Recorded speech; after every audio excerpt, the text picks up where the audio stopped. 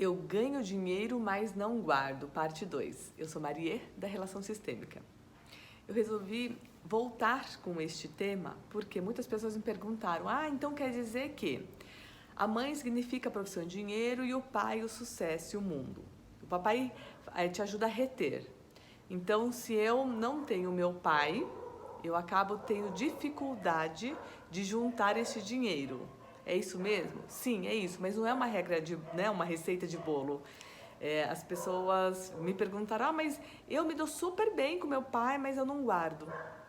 Eu vou dar um outro exemplo de como isso é possível. Eu me dou super bem com meu pai, mas eu não guardo dinheiro, né?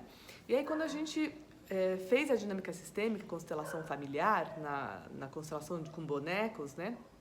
O que a gente vê em alguns casos que, sim, você não ter o papai, você não tomar o seu pai, colocar o seu pai dentro de você do jeitinho que ele é, né, com gratidão, faz com que às vezes você não junte esse dinheiro que você ganha. Tem gente que ganha muito dinheiro e não guarda, né? Mas também tem algumas outras coisas que podem influenciar o seu não guardar, né, o dinheiro, tá? Uma delas, que numa dinâmica com bonecos, né, numa constelação familiar que a gente viu, é que você, por exemplo, pode ter irmãos que não nasceram, né? Quando você tem irmãos que não nasceram e, por exemplo, você não sabia, você soube depois de um tempo ou nunca soube, e aparece lá que você tem alguns irmãos que não nasceram. Muitas vezes a gente, tá? Então faz de conta, eu tenho 2 irmãos que não nasceram, mas eu sempre soube deles, né? Sempre soube da existência deles. Faz de conta que você nunca soube deles, tá? E aí você fala: gente, mas eu ganho dinheiro e não guardo. É como se você se boicotasse. É como se você se sentisse culpado por ter nascido, né? É como se você olhasse para os seus irmãos que não nasceram, mesmo sem saber, tá? Mesmo sem saber que você tem esses irmãos, o teu sistema sabe, né? Então, o seu campo sabe que você tem esses irmãos. E aí você sente, por exemplo, uma saudade inexplicável, né? Uma depressão, você se boicota. Então, você ganha esse dinheiro, mas não guarda. É como se você dissesse para os teus irmãos: olha, eu te amo tanto que, por amor a você, eu também não vivo plenamente a minha vida, né? Eu te amo tanto que eu tenho vontade de te encontrar mais cedo. Por isso que a gente fala muito, quando chegar a hora certa, eu vou te encontrar, apenas quando chegar a hora certa, tá?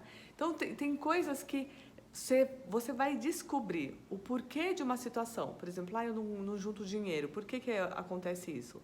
Pode ser, né? Pode ser que você tenha um irmão que não nasceu e que você ama tanto esse irmão que você se boicota, então não gosta de competir, né? Pessoas que não gostam de competir, que quando criança tinham dificuldade de ir bem na escola, dificuldade de aprendizagem, ou problema na fala. Como você não sabe, né? Então tem coisas que não se falam. Isso poderia ser algo que não se fala ou não se falasse na sua família. E aí você também pode ter problemas na fala. Você gagueja às vezes quando está falando rápido, né?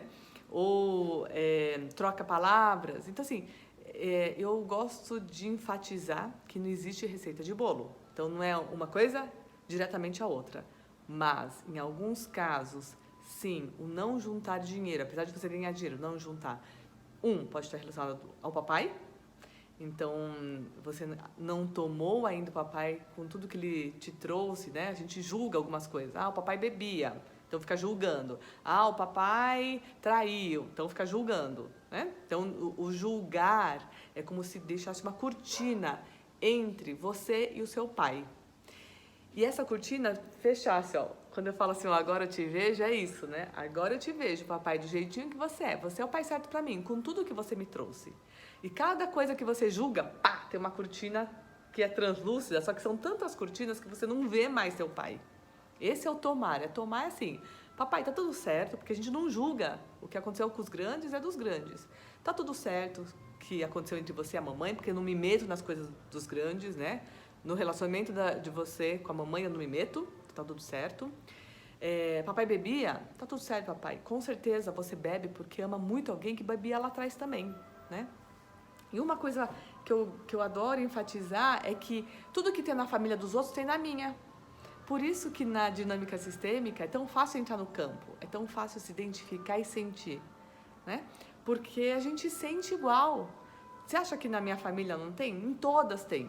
Em toda a família tem pessoas que bebiam, pessoas que foram traídas, falências, dificuldade financeira, mortes prematuras, filhos que não nasceram, o que mais? Situações de assassinato, né?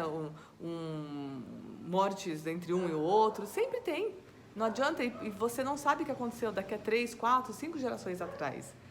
Então, o primeiro aprendizado, né, e aprendizagem é que a gente não julga nada. Não julgo ninguém e nada. Do jeito que foi o jeito certo pra gente. E isso que é o tomar. É tomar o papai com tudo que ele trouxe. Né? Às vezes, o que aconteceu lá atrás com o papai, o que ele fez, foi o destino certo. E talvez ele tenha passado isso para ficar mais leve pra gente. Então, tudo que aconteceu lá atrás, aconteceu para ficar mais leve pra gente, tá? E isso que é o tomar. É quando você deixa essas cortinas caírem, né? Essa cortina do, papai gosta do meu irmão mais que de mim. O papai não... foi grosso comigo. Falou que eu não aprendo. Não acreditava que eu fizesse faculdade, né? Tudo isso são cortinas que se formam, que são colocadas entre você e o seu pai. E aí quando você vai derrubando essas cortinas, aí você consegue olhar para o seu pai do jeito que ele é.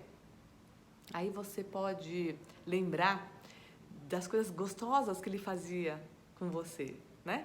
Você pode lembrar do presente de Natal que ele deixava, né? Papai Noel deixava lá na árvore de Natal pra gente.